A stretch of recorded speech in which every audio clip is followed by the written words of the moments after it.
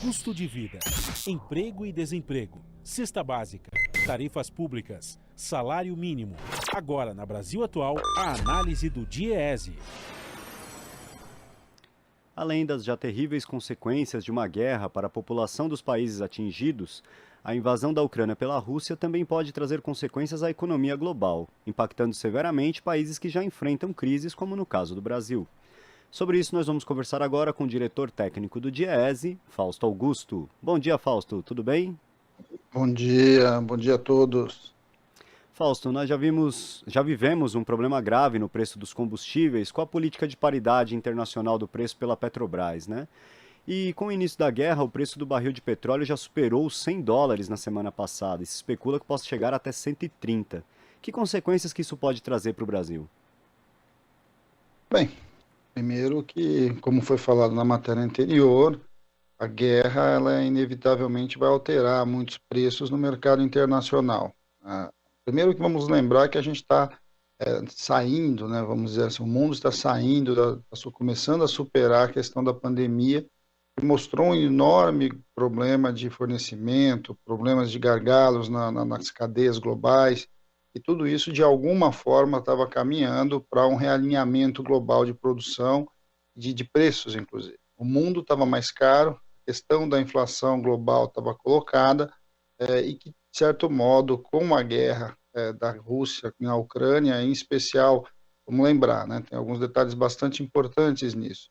Primeiro, que nós estamos falando da segunda potência bélica do mundo, nós não estamos falando de uma guerra qualquer, estamos falando de uma guerra que também acontece na Europa.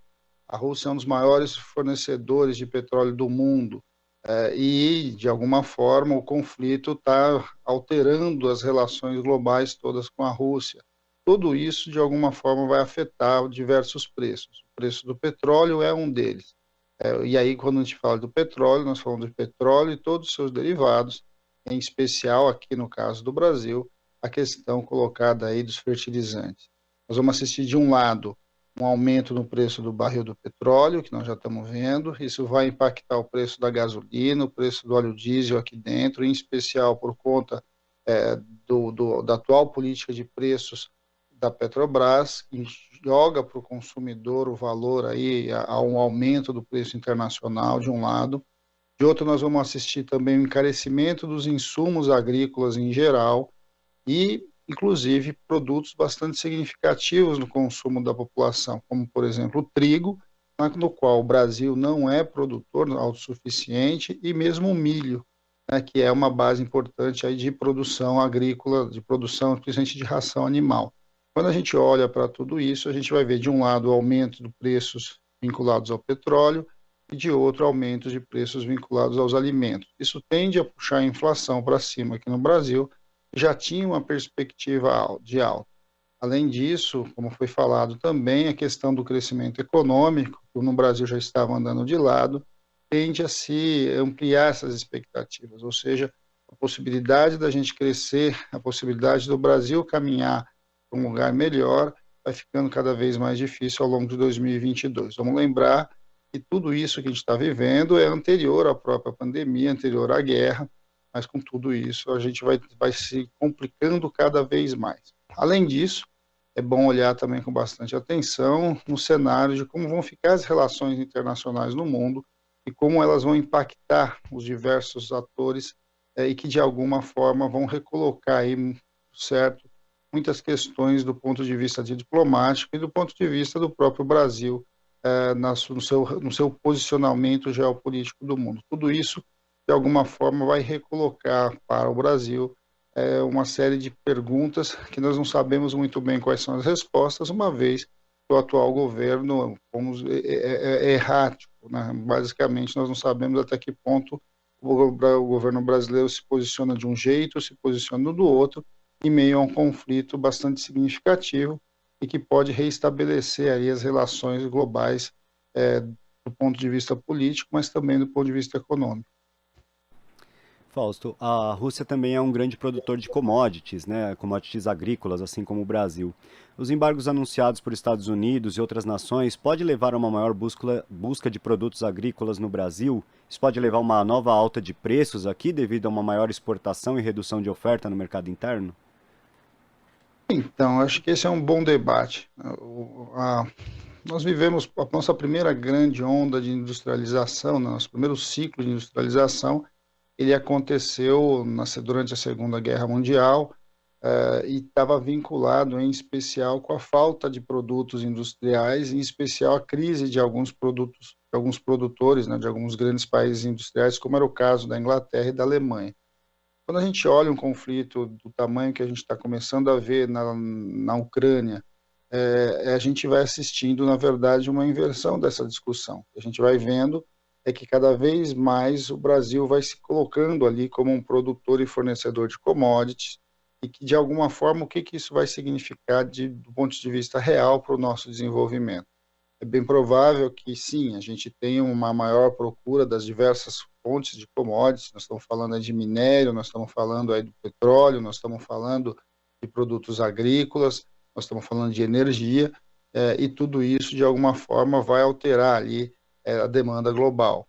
O Brasil pode e deve ser um dos países que vai fornecer para o mundo em substituição ou em parte dessa produção russa. O problema é que, de alguma forma, isso vai aumentar, sim, o preço na vida real das pessoas, no posto de gasolina, no supermercado, mas, por outro lado, a gente também vai reforçando essa nossa tendência de transformar uma economia que era uma economia industrializada aqui no Brasil, que caminhava para, e avança no seu processo de desindustrialização e focando cada vez mais nos produtos agrícolas, nos produtos primários. Acho que esse é um debate bastante importante, porque esses momentos de alterações globais, que começa aí, nós tivemos com a intensificação da discussão pandêmica e agora com uma guerra na Europa, deveriam ser momentos para o Brasil avançar no seu desenvolvimento industrial e não simplesmente o Brasil reforçar essa ideia de grande fornecedor de commodities. E a tendência que a gente vai ver é o oposto. A tendência é que, sim, a gente vai fornecer mais commodities para o mundo e, de alguma forma, vai ampliar esse nosso processo de desindustrialização. Pois é, Fausto. E na questão anterior você apontou esse risco da questão do petróleo e da questão dos alimentos vão impactar na inflação, provavelmente, né? E a gente já sabe que a única resposta que o governo Bolsonaro tem conseguido dar para a inflação é o aumento da taxa básica de juros. Baseado nisso, que análise que você faz das possíveis respostas que o governo Bolsonaro tende a dar agora nesse momento do conflito da Ucrânia com a Rússia e que consequências isso pode nos trazer? A curva de juros é o movimento que o atual governo tem colocado para o combate da inflação. Isso deve se intensificar. Nós vamos assistir alguns movimentos aí do ponto de vista dos dólares, né, do ponto de vista da moeda internacional, de como isso vai circular. A taxa de risco está aumentando no mundo, uma guerra na Europa aumenta a taxa de risco, isso pressiona as taxas de juros no mundo inteiro, e aqui no Brasil, junto com a inflação, nós vamos assistir, então, uma elevada de patamar de juros. Isso tem dois movimentos. Vamos ver como é que esse fluxo de capitais vai rodar. A gente viu já no começo aí da guerra a taxa de câmbio caindo, né? O dólar chegou abaixo dos R$ 5. Isso pode ser importante até para a questão inflacionária, mas, por outro lado, a gente vai ver, muito provavelmente, um aumento geral de juros, o que vai aumentar cada vez mais a taxa aqui no Brasil. Aumento da taxa de juros no Brasil, em que pese a taxa de câmbio, a gente não sabe ao certo como ela vai ficar nessa nova removimentação de recursos, ela inevitavelmente encarece o dinheiro, encarece o crédito, e coloca maior dificuldades para um crescimento econômico. O dinheiro fica mais caro e o dinheiro ficando mais caro, o que a gente assiste é uma transferência da renda dos mais pobres para os mais ricos. O sistema financeiro tende a absorver boa parte aí dos recursos que estão sendo gerados, e o capital produtivo poderia e deveria puxar o nosso desenvolvimento, ele vai se enfraquecendo. O crédito que deveria impulsionar o consumo, ele também vai se reduzindo, ou seja, o Brasil vai avançando aí no seu círculo vicioso, de que ele não consome, ele não produz, ele não gera emprego, logo ele não cresce, ele não se desenvolve. Esse é um debate bastante importante, de alguma forma nós não podemos esquecer, estamos num ano eleitoral, em um ano que também vai mudar muito as questões colocadas do para frente. O debate que a gente está assistindo na Ucrânia, enfim, a guerra da Ucrânia, tem a ver também com um grande movimento que começa lá em 2013, das chamadas primaveras aí, e da aversão à política. E essa aversão à política tem um preço muito alto aqui no Brasil com a eleição do Bolsonaro e as consequências que a gente está assistindo. E o mesmo, de alguma forma, a gente vai assistindo ali na Ucrânia. Esses movimentos que começaram ali no começo da segunda década desse século, de certo modo, estão impactando a nossa realidade. De alguma forma, o mundo está mudando e a gente não sabe muito bem para onde ele vai. É bastante assustador a gente assistir o retorno desta ideia que começou com os Estados Unidos lá na guerra do Iraque, de guerras preventivas. Então, o argumento que a Rússia usa para entrar no conflito com a Ucrânia tem a ver com uma guerra preventiva.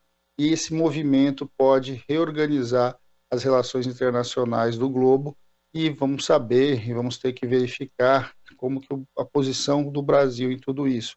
E num momento muito complexo, que é o momento também em que o Brasil vai mudando e muito provavelmente deverá mudar a sua posição a partir das eleições do final do ano. Tá certo, Fausto, a gente vai seguir acompanhando esses movimentos, acompanhando a situação e conversando mais vezes aqui. Agradeço sua participação aqui no Jornal Brasil Atual de hoje. Um bom dia, uma boa semana para você. Bom dia, boa semana a todos. Conversamos aqui com o diretor técnico do DIEESE, Fausto Augusto.